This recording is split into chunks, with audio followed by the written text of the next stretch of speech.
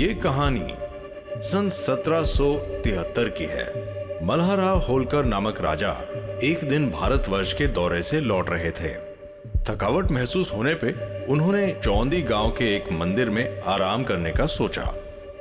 इस मंदिर में मल्हारराव की नजर एक सुंदर और सुशील कन्या पे पड़ी।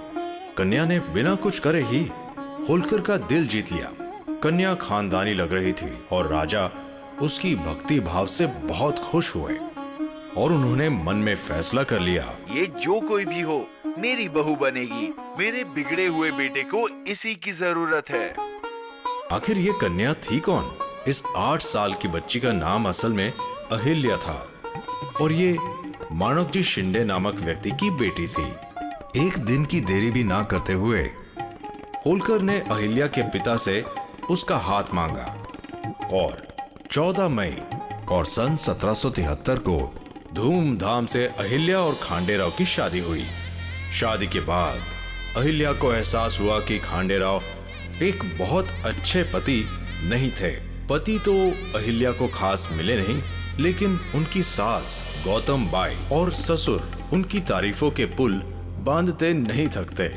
यहाँ तक कि ससुर जी ने गौतम बाई से कहा, मैंने अहिल्या को जंग की तकनीकें और राज्य चलाने की शिक्षा देने का फैसला किया है।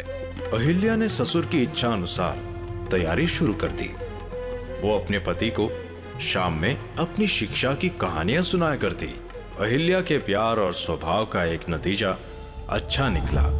खांडेराव सुधरने लगे और राज्य के काम में दिलचस्पी लेने लगे। जल्द ही उनकी गृहस्थी में एक नया शख्स आया। अहिल्या बाई ने मालेराव नाम के बालक को जन्म दिया। परिवार थोड़ा और फला फूला। मालेराव की बहन मुक्ताबाई ने 3 साल बाद किलकारियों के साथ होलकर परिवार में प्रवेश किया। अहिल्या ने सिर्फ घर संभालने का काम ही नहीं किया। जब उनके ससुर दौरे पे गए, अहिल्या ने एक मंझे हुए खिलाड़ी की तरह राज्य को संभाला। वो छोटी सी छोटी तकलीफों को आराम से सुनती और फिर मसलों का हल देती। लोगों की परेशानियों को अहिल्या कभी नजरअंदाज नहीं करती थी, बल्कि जब न्याय देने की बारी आती तो वो अपने बेटे तक को नहीं छोड़ती। वो कंधे से कंधा मिला के मल्हारराव और कांधेराव के साथ दौरे पर भी जाती। ऐसे ही एक बार जब वो अपने पति और ससुर के साथ खुम्बेरी किले गए तो एक बहुत दर्दनाक हादसा हुआ। खांडेराव को गोली लगी और उन्होंने दम तोड़ दिया। मल्हारराव दुख से चूर चूर हो गए और अहिल्या तो मानो पति के मरने से टूट ही गई।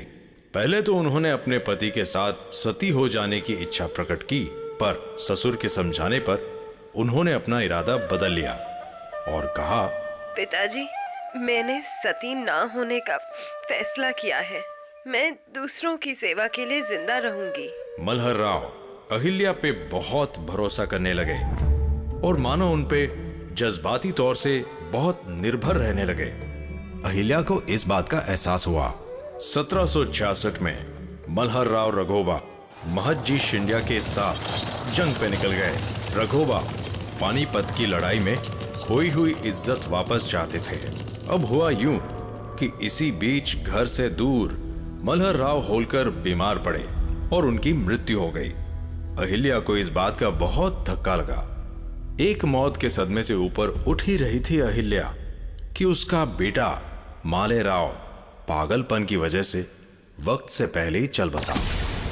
बेचारी अहिल्या, उसमें तो जैसे मुसीबतों का पहाड़ ही टूट गया था। पति, ससुर और बेटे की मौत के बाद होलकर राज्य की सारी जिम्मेदारी अहिल्या बाई पे आ गई थी और ऐसे मौके पे रघोबा ने होलकर राज्य में आक्रमण करने का सोचा।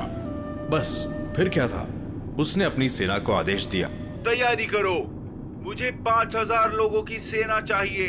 हम आज ही निकलेंगे।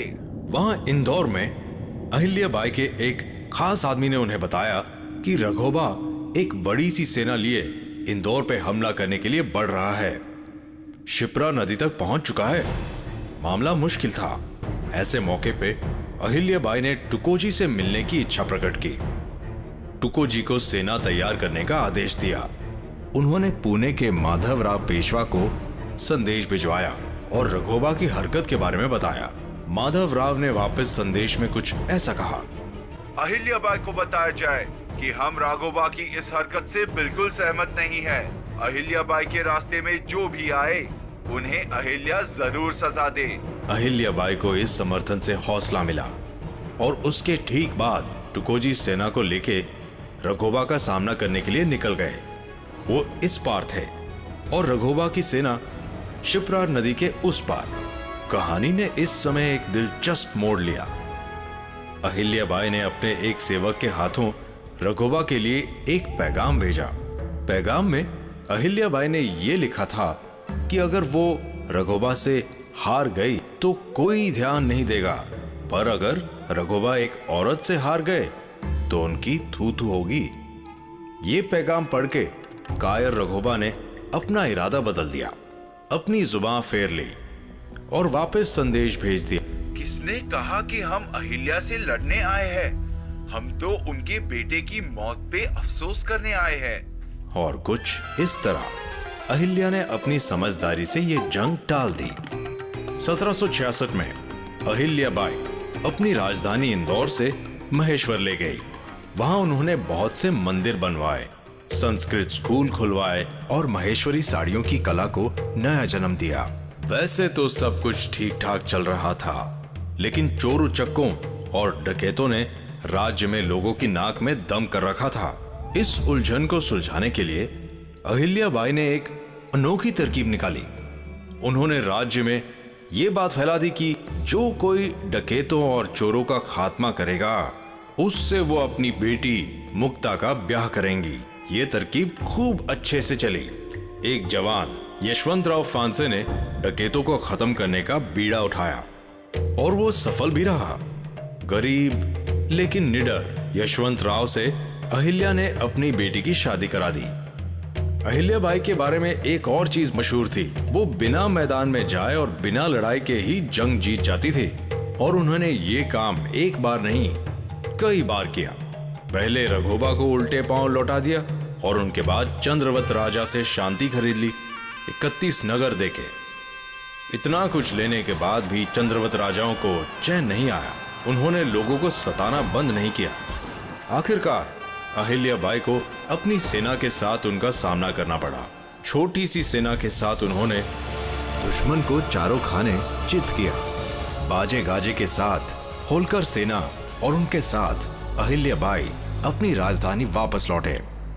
अहिल्या बाई ने लंबी जिंदगी जी और आज भी लोग उन्हें उनके दिमाग, धैर्य और दिलेरता के लिए याद करते हैं।